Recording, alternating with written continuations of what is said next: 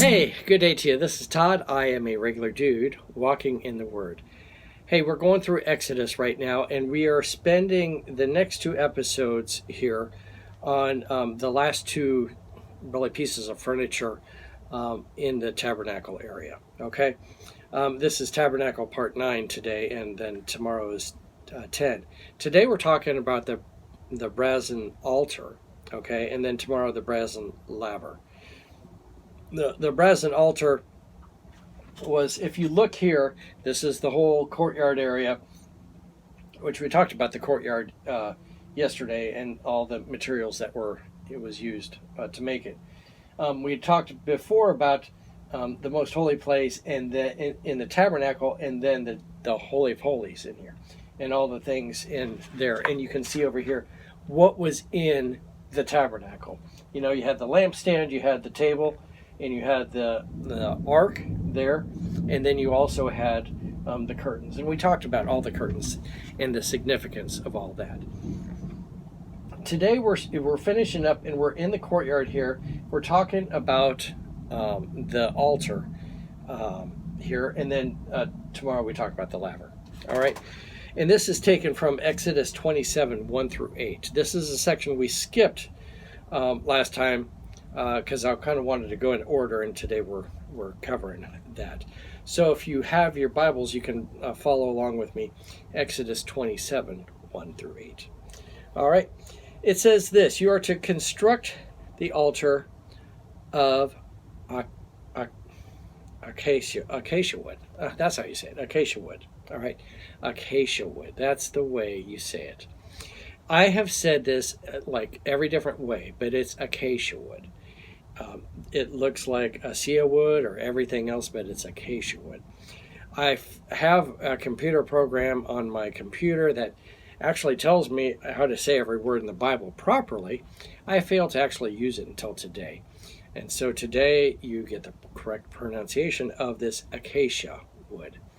This acacia wood was the wood that was used most in everything in this tabernacle being built. It was a really hard wood, and it was like indestructible in ways. And we talked about how in the in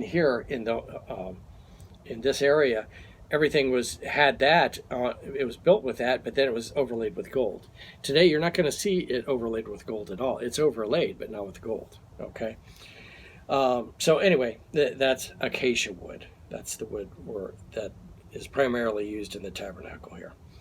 The altar must be square, 7.5 feet long and 7.5 feet wide. Okay, that's about as wide as my studio here. And my studio is an old camper, and that's about as wide as that. You can imagine maybe a little bit narrower than a car lane on the interstate too. And then it was 4.5 feet high, so only about that high off the ground. Make horns for it on the four corners. The horns are to be made of one piece. Those horns were made there, and it's believed that the horns were used to tie the animals to when they killed those animals at that time for the sacrifice. All right. Make its pots for removing ashes, and its shovels and basins and meat forks and fire pans. Make all the utensils of bronze. Construct a grate for it of bronze mesh, and make 4 bronze rings on the mesh at its 4 corners. Set it below and under the altar's ledge, so that the mesh comes halfway up the altar. Then make poles for the altar and poles of acacia wood, and overlay them with bronze. The poles are to be inserted into the rings, so that the poles are two-sided on 2 sides of the altar when it is carried. Construct the altar with boards so that it is hollow. There you are to make it just as was shown to you on the mountain. Okay? So we have that that whole thing, but the significance of this is astounding here. Again, we're getting a lot of our information from this teaching is Seeing Christ in the Tabernacle by Ervin Hershberger. Okay? The altar... It was something you had to go. You came in here, and you went into the tabernacle area, and before you could get to here, you had to go past the altar. Okay, You had to do your business with God. And that's what the altar was there for. This altar really represents Calvary. Okay? It represents you had to have a sacrifice before you could go into here. All right? So again, this altar, in the altar, it was made from wood. Okay, so that typifies humanity. But then it was overlaid with brass, which typifies judgment. All right?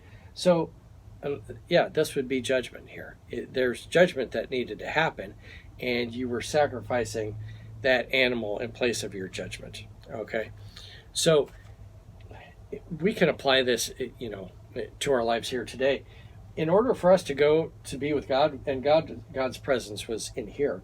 In order for us to be in God's presence, we have to have that sacrifice.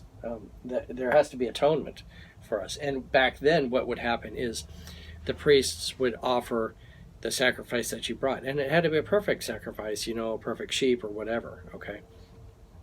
Today, Jesus has taken our place. So in order for me to experience God's presence, I need to do my business here at the altar. Okay. I need to, confess my sins and have Jesus forgive my sins here at the altar. Otherwise, I'm not going any place close to God. I'm not going to be in God's presence.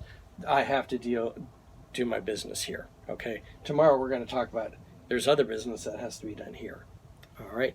So that represents really Calvary, the altar, and we have to stop there before we come into the presence of God.